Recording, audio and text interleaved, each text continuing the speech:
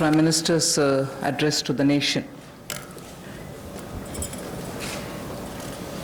In fact, I'd like to start by quoting Prime Minister's, some words of Prime Minister's speech that day, because what I'm planning to say today is very much pegged to that aspect of his speech. And I quote, "As a nation today, we stand at a very crucial juncture." He spoke in Hindi, and a version of it in English has been translated. I'm using that. As a nation, we stand at a very crucial juncture. Such a big disaster is a signal for India. It has brought a message and an opportunity, unquote. He also used the expression crisis and an opportunity. That again leads to me to refer to his expression that we need now to build an Atmanirbhar Bharat. So, laying the foundation for what I want to say today, a little again quote from the Prime Minister, quote, "In order to prove the resolve of a self-reliant India, land, labor, liquidity, and laws, all have been emphasized in this package." So, a message from the pandemic, the challenges that it throws, the crisis and the challenge, and also looking at a self-reliant Bharat, an India which is going to be strong enough to meet the global challenges, but primarily looking at land, labor, liquidity, and laws to bring that strength back to India and build a Atmanirbhar India. So, in the last 4 days of announcements, particularly the last 2 days, have had several reforms addressing the land, labor, liquidity, and the laws. Today, we will be continuing in that series. PM also had said, "Jaan hai to jahan hai." Soon after announcing the lockdown, we had come with the PM Garib Kalyan package in order to immediately reach out to those who wanted food, who need food. We were not doing a favor to them, it was our duty. So we quickly went in to give next 3 months the requirement of grains as per the PDS, plus free grains also, because we didn't want them to scout for money to go and search for grains. Pulses were also given for 3 months in advance.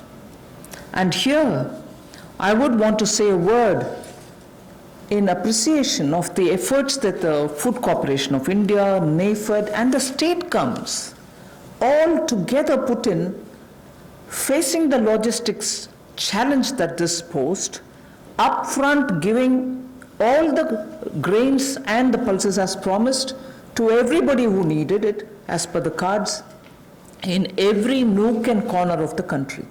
It was a logistic challenge.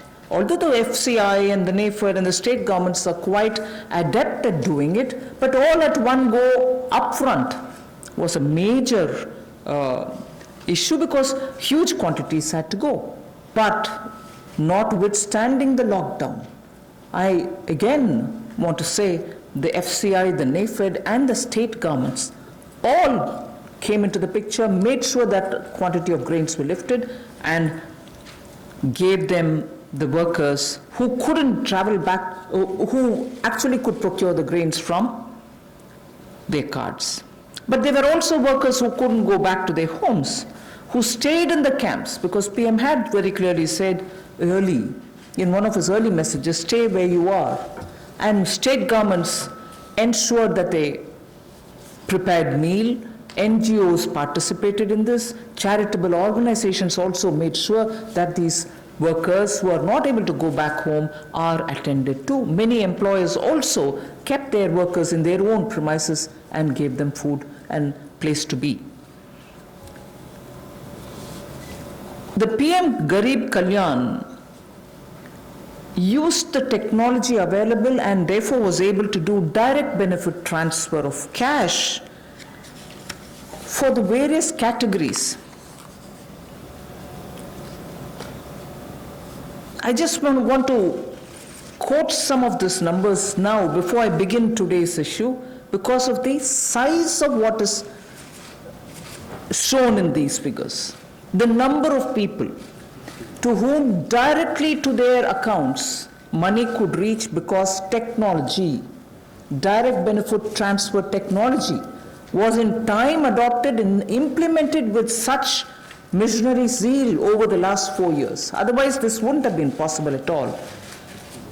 PM Kisan beneficiaries as of 16th May, I'm strictly talking about the announcements and their impact. One-time transfer of 2,000 crores, 2,000 rupees each has reached 8.19 crore farmers. And that amount is about 16,394 crores. NSAP beneficiary, the old age and others, first installment 2.812 crores of people, 1,405 crores of rupees in the first installment, again 1,402 in the second installment.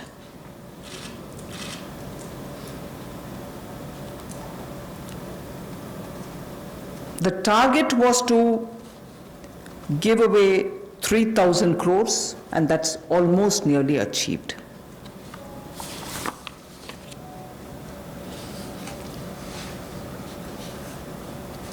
Jan Dhan account holding women under the PM Garib Kalyan were credited into 20 crore people's accounts. And that amounts to 10,025 crores of rupees.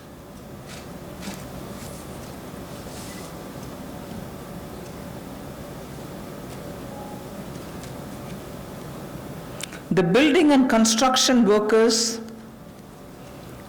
received their financial support amounting to 3,950.35 crores, and their number, the building and construction workers' number, is 2.20 crores. Imagine each one of these numbers and their implication in terms of size. And all of them received the money directly into their accounts purely because DBT was possible. 6.81 Ujjwala Yojana cylinders have reached the beneficiaries, and they were free cylinders because we had promised up to 3 cylinders in those 3 months. To over 12 lakhs of EPFO members have benefited by the online withdrawal of non-refundable advance, and that amounts to 3,660 crores. So I can further go with the numbers, but just to highlight what the technology-driven DBT has given us at a time of emergency, a pandemic. And that is something which I want to draw your attention to. We immediately responded by giving food grains, cooking gas, cash where it was required, and immediately, that is. And most of them were front-loaded also.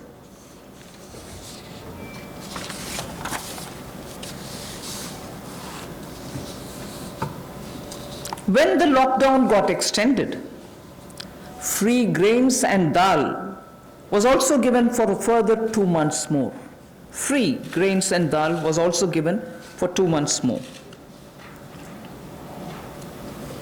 And when it was really possible to have the workers go from the camps that they were in to their respective villages, trains were allowed.